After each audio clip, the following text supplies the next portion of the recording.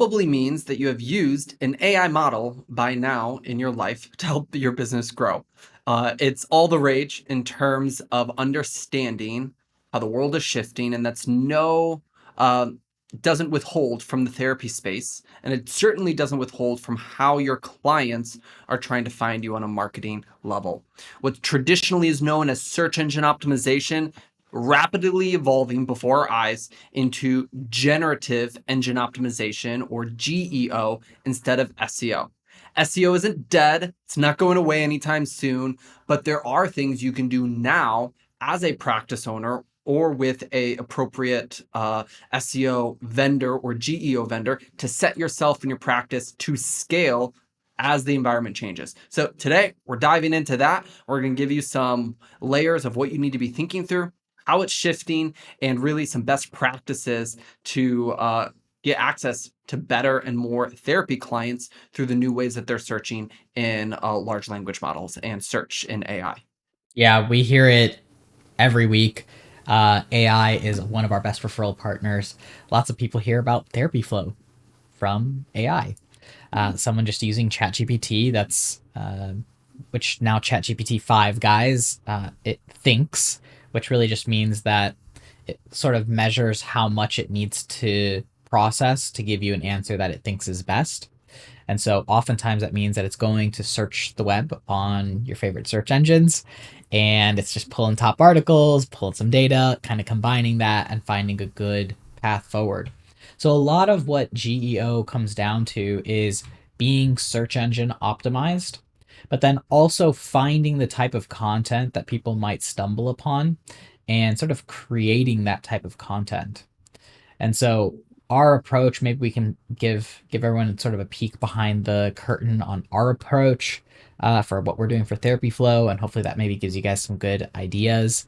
Um, but other than maybe some things like keyword recommendations, guys, some really important things to kind of keep in mind is your brand. So these platforms really care less about keyword stuffing because you are able to process so much information with AI that it kind of removes a lot of like duplicate information and just kind of gets right to the native language and the native language processing for what you're trying to present. So no need to kind of like stuff your keywords, and it's really more about that quality content. That's going to be across your whole site, quality content. And what I mean by that is like you're specifically targeting things that people may discuss with their AI agent, right? So if someone's talking to their AI agent and they're maybe doing their pre-therapy work.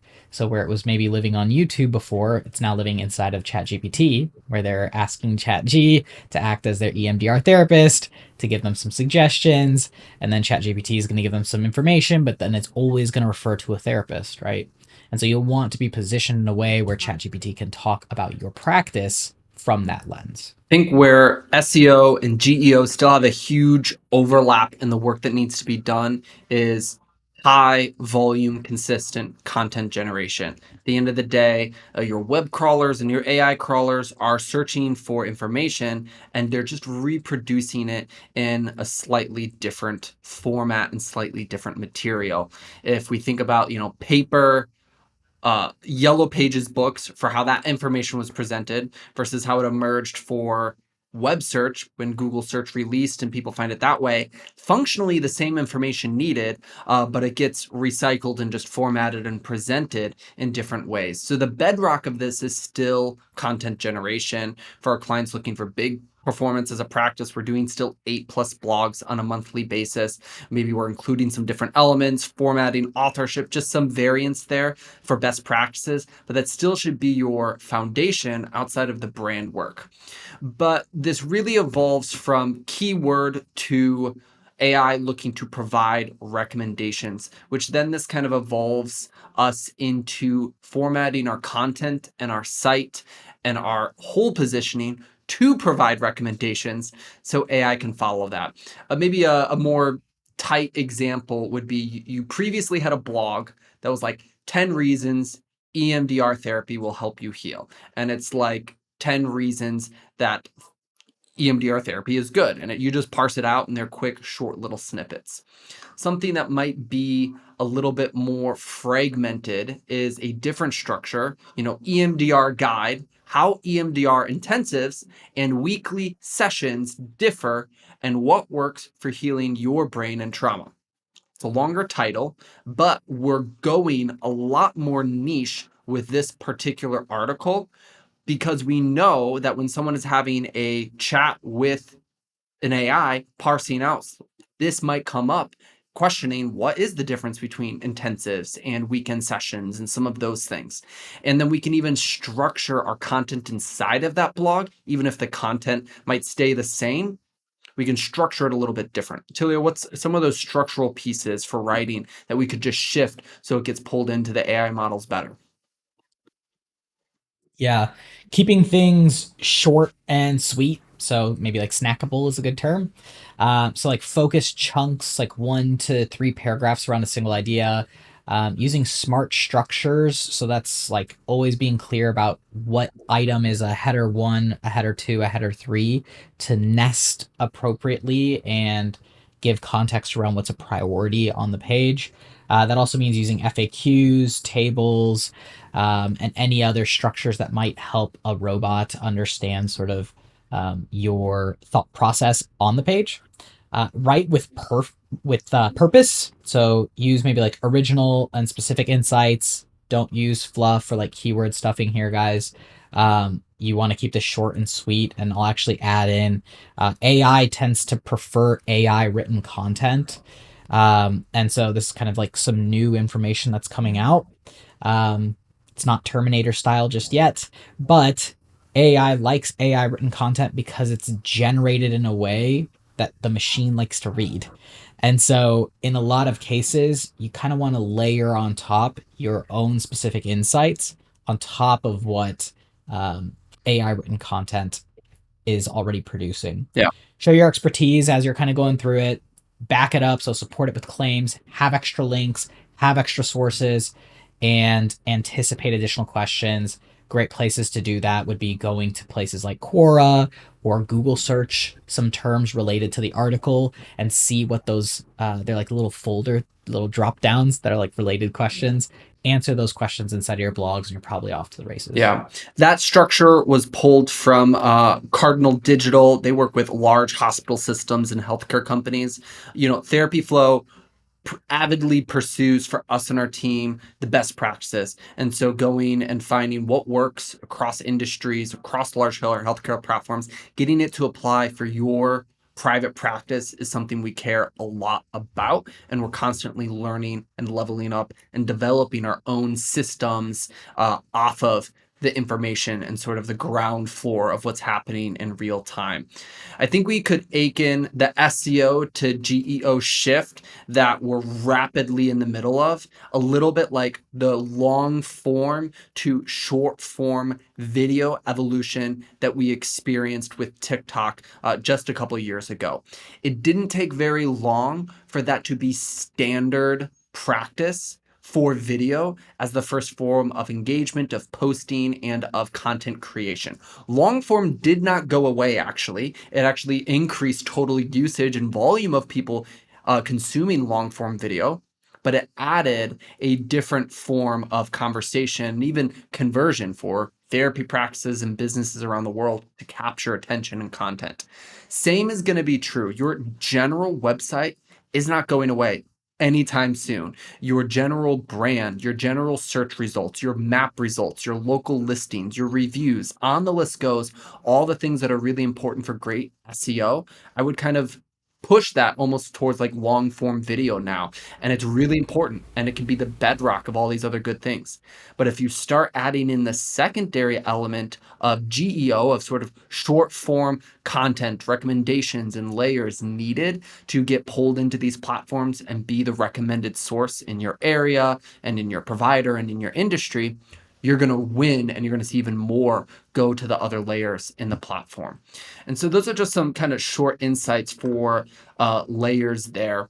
And earlier I mentioned that we do about 8 pieces of content on a monthly basis for just articles and blogs. And I had the practice owner when I was talking about that ask us like, well, my last SEO company just did 2 blogs on a monthly basis. Why 8? Is there a perfect amount? To maybe walk through the idea of content generation and how a practice owner needs to decide how much or how little, or how much to pay a vendor for, or how little, like where does volume come into this equation? Yeah. It's the single biggest thing that you can do. I mean, volume in this case is just real estate in search engine, and it's speed to higher levels of context for your site, right? So, like, how fast do you want Google to understand that your site has a lot of context around EMDR therapy? And so the question is, do you want that to happen at 2 blogs per month speed, or do you want that to happen at 8 blogs per month speed? And then the additional question is, like, if you recognize that this is a real estate game and this is who has the most stuff available to build the biggest site, to create the most contextual machine out there, that's the person that's going to get the most referrals from Google. The question isn't how many do I need to do? The question is, how fast can I do them? How much can I put out? How on strategy can I be with a massive push to generate huge content for your site on an ongoing basis? And like this content, whether it comes from you or from other sources, it's like maybe you're doing press releases or you're doing posts on Reddit or you're doing YouTube videos or you're doing other types of collaborative content that's linking to your website somehow or that you're posting on your website. Google needs to see freshness signals from your site that you're posting new material, and Google needs to see that you're linking to your old material, so that's saying, hey, this stuff is contextually relevant to each other. And so the more that you do that, the bigger thing that you have, the bigger boulder that you have that's rolling down this hill, and the bigger your boulder, the faster you go, and the more that you kind of steamroll everyone else on the way down. So, how fast do you want to go? How big do you want to get? Do you want to actually control the referrals in the space? It's not a perfect number, but if your competitors aren't doing 8, you're probably going to catch up to them and then pass them eventually. Yeah. The one last thing we touched on a little bit in brand, but I think it's worth coming back to on a brand level, and we've talked about this in other videos, and that is merchandising your clinicians. Merchandising your clinicians. All that is to say is your clinicians, their process, their specialty, their license types, their experiences, that is your product when you are a therapy practice. And if you don't have easily consumable, interesting content to consume on your clinicians and aka your product, if they are not sold very well from Psych Today to your website pages, they're not going to be, and they'll never show up in search engines or in AI models when searches are happening, and people won't gravitate towards them and convert with them when they do make it to your website. So a big thing that we consistently see is, short little snippets, maybe a headshot, but it doesn't ever go a step further. There's nothing on there written or created by your clinician. There's no video content. There's no internal site linking. There's no quotes from them. There's no philosophy of care. There's so many different ways to take this. There's no specific FAQ section that clinician has written. There's no, and we could list off a bunch of different ways that you can use the work and the positioning on your clinician for success in front-facing website.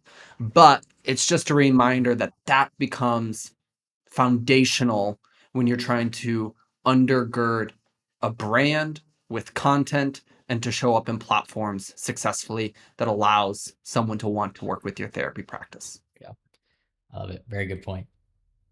We'll catch you guys next time. See ya.